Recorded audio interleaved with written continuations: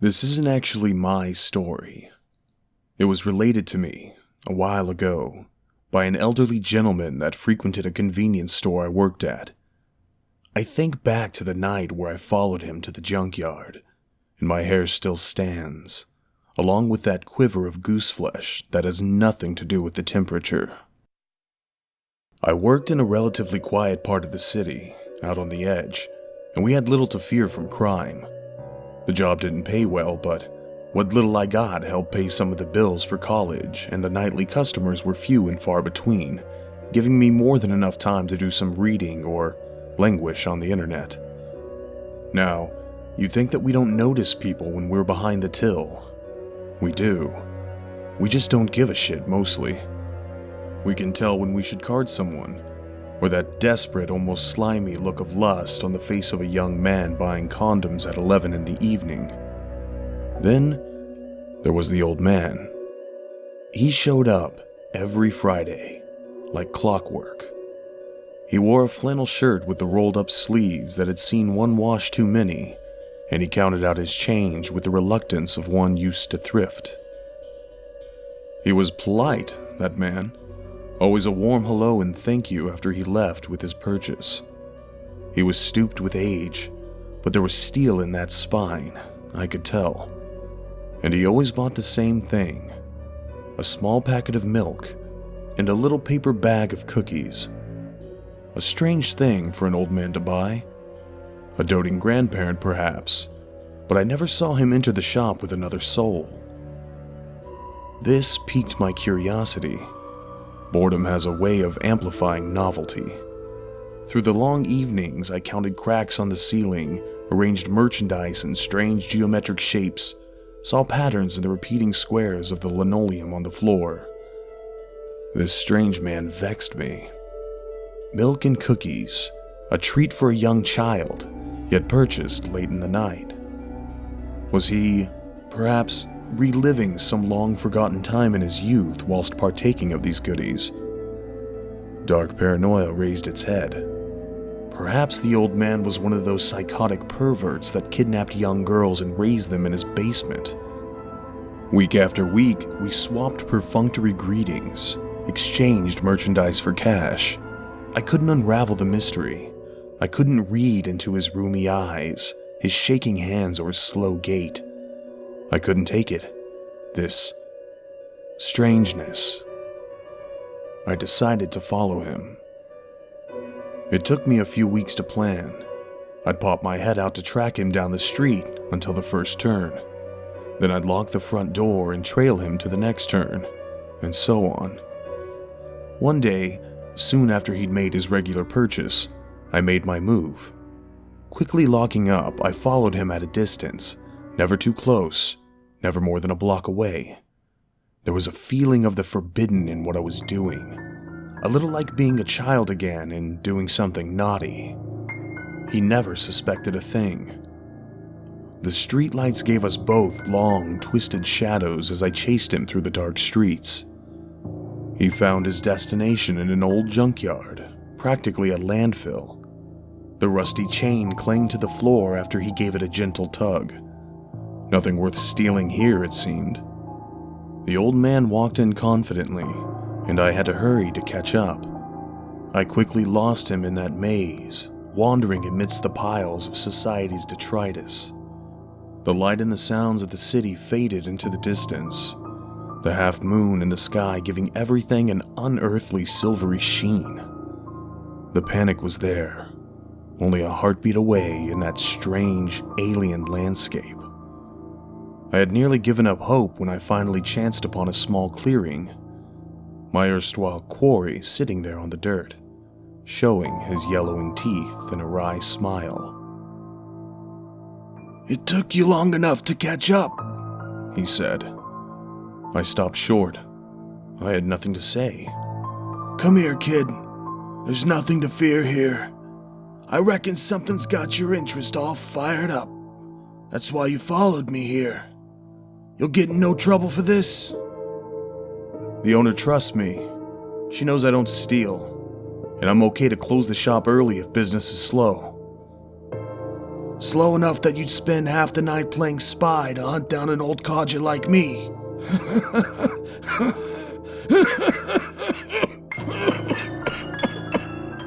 He laughed, a dry, wheezing series of exhalations that broke into coughs. I'm here, he said, pressing his forearms against his creaking knees to get to his feet. to keep a promise. An old promise. I come here every week because that's all I got left. Ain't much left in the world for me. No wife, no kids, no job. But a man's gotta be true to his word. If he don't got that little bit left, well, then he ain't much of a man, is he? I had to nod to keep him going. He gestured at something behind him, shifting out of the way to let me see. A pair of pale doors jutted out from the junk, looking so much like the entrance to some ancient crypt. The old man pulled one of the doors open, the shriek of the hinges carrying through the still night air. Even from a distance, I took in the thickness of that door. I quickly closed the distance between us. The man placed the milk and cookies behind the threshold of the door and pulled it shut. He reached out a hand in greeting and introduced himself as Miller. He didn't say if that was his first or last name. Back of a refrigerator truck, he said, giving the door a slap. The dull smack again reminded me of how thick the walls were. I guess you're curious as to why I'm here every week. It's a long story, and one I haven't told to many people. I'm old now. Ain't got many years left. My bones ache in the rain, and it hurts more and more every day. Guess it's worth telling. His voice seemed to gain strength, a rich baritone instead of the weak, cracked sounds earlier. This was back in the old days, before the Second World War. I never served, of course. Too young then. I must have been 9, maybe 10 years of age. We didn't have all these newfangled toys and computer thingies. He pronounced the unfamiliar words slowly, his jaw working around the edges of the syllables. That you have nowadays. Back then, we'd play wherever we could. Cowboys and Indians, cops and robbers. No television either. That was for the rich folk. This yard had been here longer than I have. We had forts on the hills of trash, played soldiers, everything kids ought to be doing. That day was hide and seek. One old game, but a great one for a place like this. I wasn't a big kid. Didn't win at most of the games we played, but I was gonna win this one. I'd seen this big old refrigerator unit here before, right on the edge of the yard back then, and I knew exactly where I was gonna be hiding. I was small, yeah, but I was a fast un. May not look like it now, but I got away from the pack of them even before the count had reached 20. Didn't want no one else to hide in here with me. It was dark in there. Cool, too. Before I closed the door, I could see that some of the junk had made its way into the truck unit over time. Last thing I remember seeing was that one line of daylight before I pulled this here door shut. At first, there was nothing but the sound of my breathing bouncing off the walls. I imagined that I would always win at hide and seek from then on. I counted breaths and heartbeats till I got bored. Then I realized that there wasn't a handle on the inside. I could see his hands starting to shake as he remembered that old fear. He clenched his fists to stop the shakes, and when the balled fists themselves started quivering, he put his hands in his pockets. It took me a while to realize the game was over. I'd been in the dark for a long time. Too long. I threw my entire weight at the door. I hit the walls till my hands were bloody. I screamed till my throat hurt. His Adam's apple bobbed up and down as he swallowed at the memory. Then I sat to wait. I must have fallen asleep.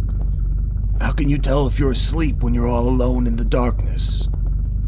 You can't, boy. You can't. I got thirsty first, then hungry. It's the only way I knew time was passing. I felt the hope go out like the sun setting. I yelled in that dark place. I called out to God, but he didn't answer. I would have called out to old Nick himself if I had dared. I cried. For hours there in the dark, I cried. The sound bouncing off of those thick walls till the air was filled with the sounds of tears and sobs. I thought I was gonna die. You ever been close to death, boy? No, sir. I shook my head. He fixed his eyes on mine, those almost cloudy eyes suddenly sharper. No, you haven't. I can tell when a man's looked death in the eyes. He just ain't the same after that. It was a trick of the echo, I thought at first, but I swore there was another person crying in there with me. It sounded a little higher, a little further away than my own voice. This was it, I told myself. I'd been in the dark so long that I was going batshit crazy. I counted to 5 and held my breath. And still, the crying continued. I was rapt. The man was looking at me, but not looking at me. The dreamy half-focus of his eyes told me he was seeing something else. Something far away. I called out in the dark. At first there was no answer but that quiet sobbing. It was another child, but not a boy. A little girl. There was enough light before I shut the door to know I was alone in there. I was panicking a second before, but now I felt a creeping fear. The crying started up again. I backed myself into the corner next to the door. You ever see a mouse in a cage trap when it tries to get away from you? Yeah, like that. The crying didn't get any closer. I figured I was dead there anyway. Nobody was coming to get me, so I called out again. The crying stopped. There, in the dark, the little girl answered. She sounded like she was about my age as well. She told me her name was Helen, a pretty name, even then. She'd been stuck there in the dark for a long time. She tried calling for help once, but no one came. She got real hungry. Then, she wasn't so hungry no more. She'd given up on calling for help, on seeing her family, of ever having another friend. The walls, she said, were too thick for any sound to escape, and nobody would ever know that I was in there. Nobody'd ever found her. One good thing, at least she wouldn't have to be lonely anymore, since she had me. I heard her shifting there in the dark, and she held my hand. Her hand was small, and it was cold, like she put it in the freezer for a few moments.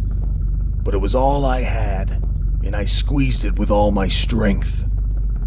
I dreamt that there were voices outside calling my name. I wasn't sure about it until I squeezed my ear to the corner of the door. The lining must have been rotted with age because I could still hear something from outside. If I could hear them, maybe they could hear me. I tried to scream, to shout. All that came out was a tiny croak. I'd been too long without water. I tried to wet my tongue with spit, but even that failed. I slapped on the door with my free hand. The time without food and drink had left me weak. I wasn't sure that they could hear anything from me. Hope died there a second time. That dark box was going to be the last thing I ever saw, and nobody would know. I felt Helen's little hand tighten around mine. "Don't go," she told me. "Stay, it'll be fun. I've been alone for so long." She started to pull me back into the depths of that dark place. I couldn't fight her. She felt so strong. "Please," I whispered to her. "My parents will miss me. I still have friends outside." Even with her tiny nails drawing blood from my hand, I could feel her sadness through the tiniest bit of contact we had. "I have no more friends." Her crying started again, soft in that space, so sad that it seemed that her heart would burst from it. "I can be your friend. Help me. I promise. I'll be your friend forever." I told her, and I meant it. I saw the old man's hand flex in his pocket, remembering that ghostly touch. She let go. Or maybe she was never there. I touched my hand to my cheek and it was still cold. Just then, I heard the door open. I'd been found. Strong hands lifted me out of the dark. The light hurt my eyes and it was a while before I could see my rescuers. Someone brought water. I gulped it down. It was the best thing I ever tasted. No water's ever tasted the same since. Tasted like life, you know? They sent for my parents as I sat there with the big man who'd found me. He sized me up with a squint. Said I was bigger than he thought. The voice he'd heard was much higher, almost like a girl's cry. He messed up my hair with one huge rough hand. "No shame in crying in there, boy," he said. "If I was stuck there, I'd be scared too." My parents came to see me, brought over by the police. They scooped me up with big hugs. We were going to leave when I asked if they'd found the girl in there with me. The rescuers looked puzzled. I'd been the only one in the refrigerator truck. I wouldn't leave until they took another look. I kicked up such a fuss that they just exchanged looks of frustration and brought me back to those huge doors. They threw them open again. No girl came out. The light didn't reach all the way to the back. One of the cops took out a flashlight, one of those big silver ones. You don't see them around anymore. The trash of the junkyard had found its way into that old refrigerator truck. It was only on his second sweep of that unnatural cave that we saw the bright blue of a girl's dress. He sighed deeply, his tail near its end. He suddenly looked very frail, as though the telling had leached the very life from him. "She'd been dead for years, of course. All dried out like one of them mummies from the National Geographic. I think I went a little crazy when I saw her. I don't know what I said, but nobody believed me. Been in the dark too long, they said. Apt to drive a boy mad. But I never stopped believing. And I never forgot my promise. 70 years it's been. What transpires between us, well, that's just for me and me alone to know. I've not always been able to come here, but I've tried my best, which is more than some men can say." He leaned against the door, out of breath after the sharing. He straightened up and cleared his throat, still with one hand on the thick metal. "Good night, friend. I will see you again next week." His voice was suddenly clear again, and the sound rang out across the junkyard. I half opened my mouth to return his farewell before I realized that his eyes weren't on me. No, they were focused on the door instead. He slowly made his way across that clearing. I stood up, also leaning against the door for support. "Sir, you forgot your milk and cookies," I called out to the man, now all the way across the clearing. He looked back, and again I could tell that he was not looking at me, but at the doors I was leaning against. "No, boy, I did not. A good evening to you too, and I will see you next week. A strange encounter, I thought. The unease I had felt with the telling of the story sloughed off me. A simple campfire tale, nothing more. Just some old man, probably addled with dementia, living out some half-imagined childhood fantasy. I sighed. The moon was already high overhead. I suppose that there were worse ways to spend an evening. One thing niggled at me. Just before I turned to find my way from that still place. For the second time that evening, the refrigerator doors were pulled open. A wave of stale air belched out. I half expected to see Helen's bones still laid out after all these years. There was nothing there. I chided myself for my childish fears, giving a little nervous laugh. Nothing in the empty crypt of the refrigerator truck, but an empty milk packet and cookie crumbs.